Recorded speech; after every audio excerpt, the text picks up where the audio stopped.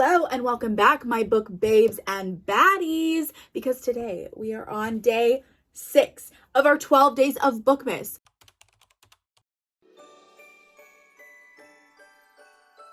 Is it just me, or did that fly by like insanely fast? We're like halfway done.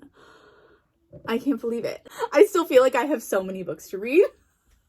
Fingers crossed we will make it through them, okay? We are going to be diving back into He Sees You When You're Sleeping by Alta Hensley and getting that started. So come along for the ride, baby. Okay, first impression, it's giving Josh from Lights Out, and I like that. I'm excited to see where that energy goes and how it shifts to be unique to like a dark holiday rom-com. I have been jiving with dark rom-coms this year, but we've just hit this scene that feels a little strange to me. It feels a little, dare I say, dumb. So this guy from her work comes all the way to her house, okay? This guy is not the love interest, so this level of stalking, icky. He is her boss, coworker, I can't remember. He looked up her address in her job application to drive all the way down to her house to ask her to the company Christmas party. And she almost says yes just because she feels bad for him, and then goes, no, I'm tired of just like giving guys a chance. Like, I know that I don't like him like that. So she rejects him, but then feels bad enough to invite him inside of her home for coffee, okay? Whatever. I personally don't have the best self-preservation skills either, homegirl. So she asks him how he likes his coffee. And he says, his name's Tyler, by the way. He says, oh, black, and just keeps rambling on about something. And in her mind, she goes, black coffee? There may be more to Tyler than I had thought. Be so fucking for real. Tyler is a goober, okay? First impressions, their coffee order, just because maybe he doesn't like a little sugar, a little cream, does not mean that he's out here drinking bowls of nails without any milk for breakfast in the morning, baby girl. I had a bowl of nails for breakfast this morning. Yes, so? Without any milk. Just tell me I'm wrong. Okay, so do you guys have like Christmas family traditions, like movies or snacks or treats that you do every year? I feel like every family kind of has their own holiday traditions, especially when it comes to movies. Some families watch White Christmas every year, or Die Hard, or A Christmas Story, or what's that one? It's a Wonderful Life. Classics. My family, every year, we have to watch The Family Stone. It is our family movie. It is particularly important to myself, my mom, and my little sister Alessandra. So we started doing this little tradition where every year we would get together and make cocktails themed around the movie and present them and sit down and watch it while we have our little drinky drinks. So tonight, I like to get fancy. Every year I want to have like a little cup, a little vessel that surrounds like the theme. So we're gonna go into Goodwill and see if we can find any like cool cups that are gonna go along with the cocktail. I have a few ideas, but they're only gonna work if I can find a particular type of cup, and I don't wanna jinx it. I wanna see what they have available. And then we're gonna head to the store to finalize ingredients. Oh, these are cute. A little Starbucks mug. It's a maybe. We have to find ones where it's a set of 3.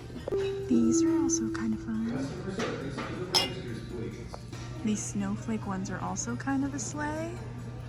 I really like this one, but it's the only one. Okay, so I did end up going with little Christmas tree tumblers, not because I think that they're the cutest or the most aesthetic, but because I think they're gonna go well with the theme. I felt inspired, okay? If you guys don't know, in The Family Stone, the mom, played by Diane Keaton, God rest her soul, is dying of cancer. And this is kind of like her last family Christmas. So I kind of want to do a play on Sybil's Last Christmas with little Christmas tree cups. So let's go see. Maybe add some sprigs of rosemary in there as like tree branches and flavor. I'm thinking apple, cinnamon, sparkling, Yeah, let's go check it out. We're gonna do a cinnamon honey rim. And then we're gonna drop a fat ass ice cube in there. Each glass, we're gonna give a little squeeze of orange. Just to give like essence. As well, a slice of cinnamon orange. It's so much messier than A tiny slice of cinnamon apple. And a little sprig of rosemary. That's how we're prepping the glasses. And we have a shaken spiced apple cider. We're gonna fill them up about halfway with the spiced apple cider. so pretty.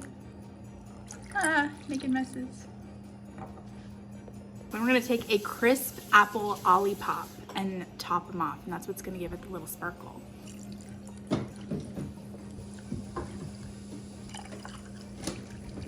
And you might be asking what the shot glasses are for. That's a surprise. This is Icy Cold, based on the scene when Meredith tried to run away in the car and crashed into the tree. Crushed organic peppermint candy canes with honey on the top. It's kind of dripping down, messy. And in the inside, I have honey simple syrup, peppermint essential oil, and milk. That's best shaken, which didn't create any foam, but it's still yummy. There you go. Yay! I love it.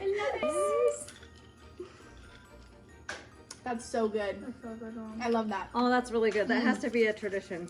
Alessandra brought dirty laundry with her cocktails. You know what? That's not very far from the name, too. This is Amy's dirty laundry hamper. when she comes in to the family, she's coming in from the snow, and she has a hamper, and she spills it everywhere when we first meet her, and she puts it all in here. So this is Amy's dirty hamper martini. And it is a mix of an apple cider vinegar drink and like a little holiday spritzer. And the socks are clean. They're very, very clean. They don't look it, but they've been washed and dried. There's no hair, I don't think. I'm gonna drink it. Cheers to Amy's dirty laundry. It tastes like kombucha. Oh yeah, it's lovely. No. Well. It smells like a public restroom. So here I have for you Sybil's Last Christmas. Stop. No. With a shot glass of I didn't know. Now, are those mushrooms? I didn't know. And in these glasses we have a spiced probiotic apple cider soda with a little bit of like holiday sangria additives, a honey cinnamon rim. These I found very fascinating. I saw it at the store, and it is a mushroom-based probiotic cola. Huh. So, and as we know, Everett is allergic to mushrooms, and she didn't know. Let's do the shot first. Okay, do we take the Do whole the whole shot? thing? The cleanser. I'm just gonna take a sip.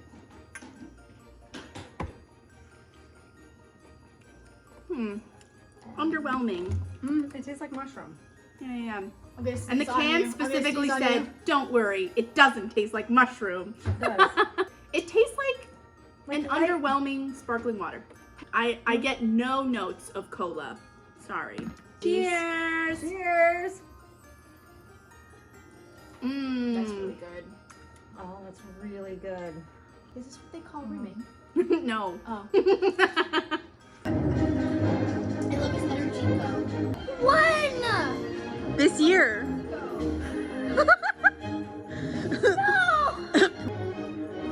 Really was Sybil's last Christmas. Really was Sybil's last Christmas.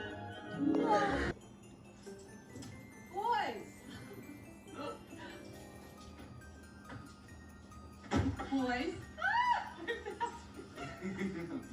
Weird traffic.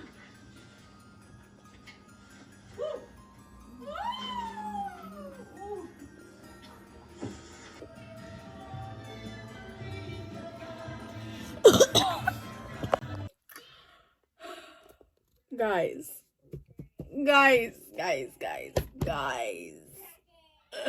It's not good. It physically pains me to say that because I was so excited for this. I really feel like I fucking cursed myself because I started with Good Spirits by B.K. Borison and I made that flippant little joke about like, haha, what if I read the next one first? Oh no, what if it's all downhill from here? Fuck my past self for jinxing me like this. Let me break it down why this is a no for me, dog, okay? First of all, I want to say that I did do the audio for this one. I have so much respect for voice actors in this space. A lot of them are really good friends of mine. I had never heard these particular narrators before. I did not like their narration. I didn't like their take on these characters. And when it came to the spice, I was like nails on a chalkboard cringing the whole time. It sounded like really cheesy porn, not like in a funny haha I'm kind of into this type of way. No, it sounded like, oh my god, this was me the whole time listening. No, like I was audibly like making dinner for my family listening to this going, ew, no, stop. For those of you who know me and who know my tastes, you know that like this was perfectly set up to be just my cup of tea. And the fact that it was a miss is very surprising. I have given 5 stars to the most ridiculous garbage of Christmas books just because they were tee hee hee ha ha ha and I had a really good time reading them. So I kind of felt like this might fall into that category for me where it is just so outrageous and crazy, but I was going to enjoy it anyway for what it was. No enjoyment was had. I wanted to DNF so many times. I want you guys to know I am not a book hater. I'm not. I am actually very easy to please. I'm not picky. I'm not like I'm shaking you trying to convince you. I swear. I'm gonna read the second one. I feel like, okay, what was even his name again? Cole wasn't just a cinnamon roll stalker. He was kind of just a little bitch. I wanted him to not believe it was wrong. I wanted him to believe that he was doing it for the right reasons and for that to like absolve himself. Also, this was not dark. Okay, I mean, maybe there was a tiny little attempted rape at the end. It was just something that could have happened, but he got her out of it really quickly and it really like didn't end up being a thing. In fact, he didn't even beat the shit out of that guy for it. He threatened him and made him quit his job so that they wouldn't like report him, but that's it. You're telling me? No. This cover is giving touch her and die. Look at my girl sideways. I'm gonna put you in an early grave. And that was just not Cole at all. Wait, his name wasn't Cole. Her name was Chloe, and you are just a dyslexic bitch. What was his name? Jack. Chloe's parents died 2 years ago in a car accident that she was in. She survived. They died. He was one of the firemen that was at the scene. And she doesn't remember him at all, but he basically became obsessed with looking after her and making sure that she was okay after that. And that's where his stalking sort of came into play.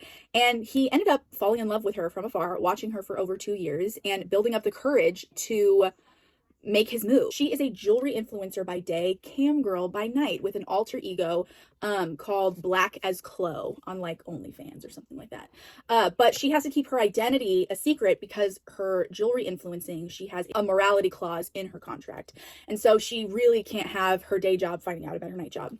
And for some reason, even though he's been stalking her for 2 years, he's just now finding out about her Black as Chloe account. So he subscribes and they end up chatting, and she's really looking for a guy who is not vanilla, okay? Because she has kinky, illicit tastes and she's tired of dating guys who can't handle that. She starts meeting Jack, the fireman, around her neighborhood, and they have an attraction. They go out on a couple coffee dates, and she really likes him and is attracted to him. He's just not making any moves. Like, he, doesn't try to kiss her. He doesn't like push physical boundaries, and she's really ready to friend zone him, even though she really likes him. And thinks about him all the time. She's just like, I think he may be too vanilla, and I've dated vanilla before, and I don't like that. She has a subscriber, Winter Watcher, who she's been having an online sort of affair with. Like, they're sexting back and forth. He's very dominant, and she's super into his like kinky suggestions.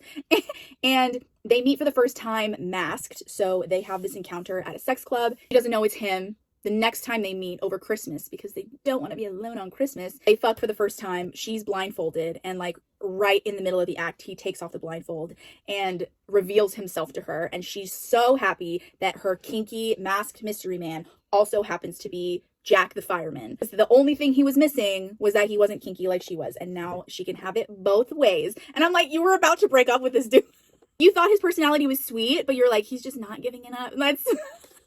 She's like, now that I know you can blow my back out, I guess I won't friend zone you. They end up dating. She eventually finds out about the stalking, freaks out. I'm like, girl, he was hiding his identity the whole time as Winter Watcher. She has this boss named Tyler who's like creeper or creeperson. He finds out about her account because her dumb-ass friend, they were both work for the same jewelry company, used her work computer to look up her camgirl account. And then they found her search history. Her search history was flagged. And that's how her boss discovered that she was a cam girl, because her best friend couldn't keep that shit in the group chat. She had to use her work laptop to do her little investigation. Bitch. So then he tries to blackmail her and say, hey, I won't tell the higher ups. Like, I'll bury this if you make content for me whenever I want. And she says, ew, no. And he's like, well, I'm going to force myself on you. And he tries to for like a second, barely gets his hands on her before Jack comes in and was like, hey, sorry, I was looking for you again after you dumped me because you found out I was stalking you. But now I'm stalking you again. And she's like, I had it all under control. I didn't even need your help. Girl, be so fucking for real. He saved your ass, but like didn't even have to beat an ass to do it, which is disappointing. But that's the whole story. This is some of the dialogue, and when I say it sounds like bad porn, that this is what I mean, okay? I'm about to give an Oscar-worthy imitation. I like it when you're a good girl, but I also like it when you're a very bad girl. I think you just want to spank me again. Guilty. I think we should go to your place. Let's go. Do you want it hard or soft? Hard. So fucking hard. Tell me what you want. I want you to make me your bad girl. Strip. It's just, it's not good. And honestly, you guys, this is just between you and me, okay? Snitches get stitches. Alta Hensley better never find out about this video, because I never want an author to see a bad review of a book that they put their heart and soul into, they put out there. Writing books is hard, but being honest, I've read a lot of books, okay? And I was very, very disappointed by this one. I'm still going to stay true to my TBR for now, and since I bought book 2, I'm going to read book 2. And maybe we'll see. Maybe we'll see I'll like book 2 better. Who knows? I will say it is the same narrators. Here's the thing. I perfectly curated my TBR to have just the right amount of audios to like physical reads, because I need to space them out, because I need to be able to still have something that I'm able to get through the day while I'm doing chores with my kids, like all these stuff. So I feel like I still might have to do the audio, even though it's not good, you guys. I don't know what to say. It is what it is. So I will start book 2, okay? I'll do it. Maybe second time's a charm. Okay? This one, I'm also... fingers crossed! Oh my god, thank God. You guys, it's already better. It's already fucking better. Like, I'm not sure if it's gonna be, like, amazing, but already, right off the bat, I feel like even though the narrators sound the same, they almost fit these characters better, or like there's still things I don't like about it, but in general, I'm already way more into this story than he sees you when you're sleeping. Also, you know how I kept messing up and calling Jack Cole in my review? Well, this guy's name actually is Cole. His name is Cole. So it's Jack and Chloe and Cole and Sloan for He Knows When You're Awake. And when I tell you, Cole is the kind of fucking stalker that I'm talking about. This is the kind of guy who's unapologetic. He's fucking rich, okay? And so he's so obsessed with this girl that he orchestrates everything in his life and in her life to like bring them together and to like meet all of her needs and make her dreams come true.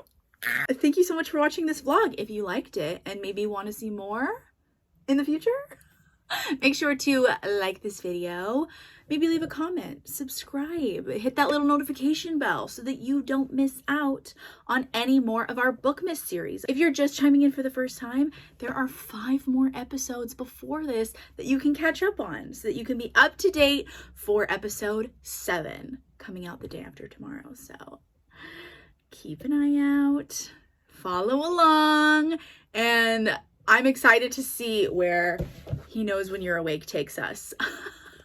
You guys, I'm telling you, my hope is back.